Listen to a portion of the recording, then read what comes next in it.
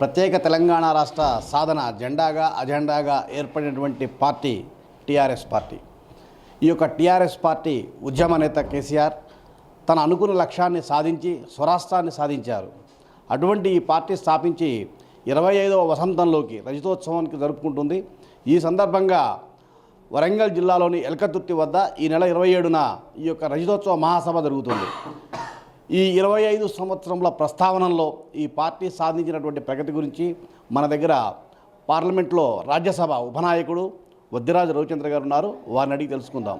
Sir చెప్పండి, party స్థాపించిన దగ్గర నుండి ఇప్పటి వరకు అంటే ఈ 24 సంవత్సరాల్లో 10 సంవత్సరాల పరిపాలనా సమయంలో ప్రజలకు చేసినటువంటి పార్టీ యొక్క అభివృద్ధి సంక్షేమ పథకాల గురించి కొద్దిగా వివరించండి సార్.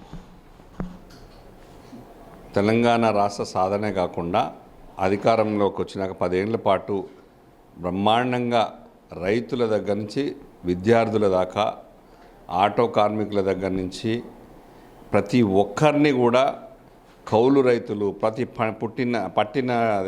పండిన ప్రతి గింజను కొనడంలో కానీ ధాన్యాన్ని కొనడంలో కానీ ఎక్కడ కూడా ఏమాత్రం తగ్గకుండా ఈ దేశంలో ఎక్కడ లేని విధంగా రైతు బంధు అనే స్కీమ్ను మొదలుపెట్టినటువంటి మహానేత కేసీఆర్ గారు. రైతు బంధు దేనికోసం పెట్టారంటే ప్రతి పంటలు పండించే ముందు పొలాలు నార్లేసిన దగ్గర నుంచి నాటు పెట్టే దగ్గర నుంచి రైతులకు ఎరువులు కావాలి, పంట సాయం కావాలి. ఇవన్నీ షావుకార్ల దగ్గరికి పోయి అప్పులు చేసి పండిన పంటలంతా షావుకార్లకు ఇచ్చి అప్పుల పాలై వాళ్ళకేం మిగలట్లేదు అనే దూరదృష్టితో ఆలోచించి తను ఒక స్వతహాగా ఒక రైతు కాబట్టి, రైతు కష్టాలని తెలిసినోడు కాబట్టి రైతు బంధు కింద మనం ఆర్థిక సహాయం అందజేస్తే ఇవి వారికి ఖచ్చితంగా సహాయం అవుతుందని దేశంలోనే ప్రథమంగా స్థాపించబడినటువంటి స్కీమే రైతు బంధు. ఆ రైతు బంధు ఎకరాకి 10,000 రూపాయలు ఇవ్వడం, దాని నుంచి రైతులు హ్యాపీగా ఉండడం. తర్వాత ఆ 10 ఏళ్ళు కూడా ఎక్కడ ఒక్క సంవత్సరం కూడా కరువుకు అవకాశం లేకుండా దేవుడు కూడా ప్రకృతి కూడా సహకరించింది. నీళ్ళు వచ్చాయి, ఎక్కడ చూసినా భూగర్భ జలాలు కూడా పెరిగాయి. గోదావరి నుంచి నీళ్ళు తీసుకొచ్చి కాళేశ్వరం ద్వారా చుట్టూ రాష్ట్రం మొత్తం కూడా ఇచ్చారు. మళ్ళీ కొంత తక్కువ ఉంది, ఖమ్మంలో కొన్ని ఏరియాలలో లేవు నీళ్ళు, సత్తుపల్లి ఈ మహబూబాద్ కొన్ని జిల్లాల్లో, సూర్యాపేట జిల్లాలో, ఖమ్మం జిల్లాలో కూడా నీళ్లు తక్కువగా ఉన్నాయి. ఇంకా ఈ సరిపోయే అవకాశం లేదు, కృష్ణా అనేది ఇబ్బంది అయితే ఎట్లా అని దూరదృష్టితో ఆలోచించి సీతారామ ప్రాజెక్టు కూడా గోదావరి నుంచి నీళ్ళు తెచ్చి ఖమ్మం జిల్లాకి ఇవ్వడం జరిగింది. అనేక రకమైన సేవలు చేశారు. కేసీఆర్ కిట్ ఉంది. ఎక్కడైనా దళిత బంధు ఈ దేశంలో ఇప్పటివరకు ఏ రాష్ట్రంలోనే ఉందా? తను చాలా మటుకు చేయాలనుకున్నాడు. సరే, ఇవన్నీ చేసి అభివృద్ధి చేశారు. బ్రహ్మాండంగా తెలంగాణ రాష్ట్రం అభివృద్ధి అయింది. ప్రతి జిల్లా హెడ్ క్వార్టర్ చూడండి, 33 జిల్లాలు చేసి 10 జిల్లాలని 33 జిల్లాలు చేసి ప్రజలకు పాలన చాలా ఈజీగా సౌకర్యవంతంగా చేయడమే కాకుండా ప్రతి జిల్లాలో కలెక్టరేట్లు, కొత్త బంగ్లాలు అన్నీ ఇవ్వడం, ప్రతి జిల్లాకు ఒక మెడికల్ కాలేజ్ ఇచ్చి పిల్లలను అందరూ చదువుకునే విధంగా పెంపొందించడం, ఎక్కడికక్కడ హాస్పిటల్, వైద్య రంగం, విద్యారంగాన్ని పెంపొందించడమే అన్ని రంగాల్లో కూడా తెలంగాణ రాష్ట్రాన్ని పరుగులెత్తిచ్చారు. ఇది కేసీఆర్ గారి పాలన.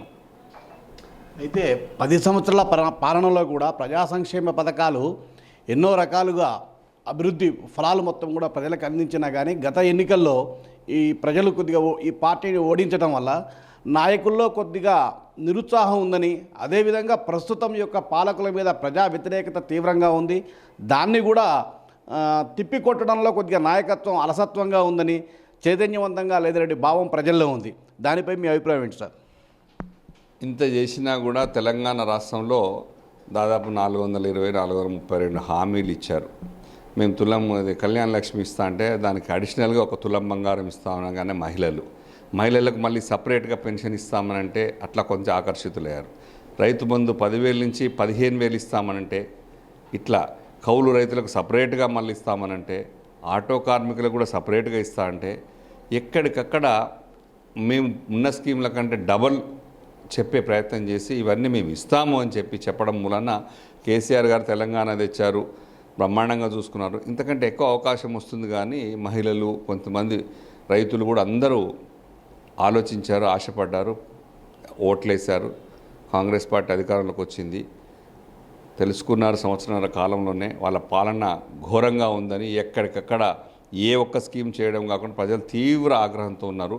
మీరు అంటున్నారు ప్రజల్లోకి తీసుకెళ్ళలేకపోతున్నారు, కాంగ్రెస్ పాలన మీద ఏ మాత్రం కూడా మీరు ఏమి చేయలేకపోతున్నారు, ప్రజల ముందు పెట్టలేకపోతున్నారని.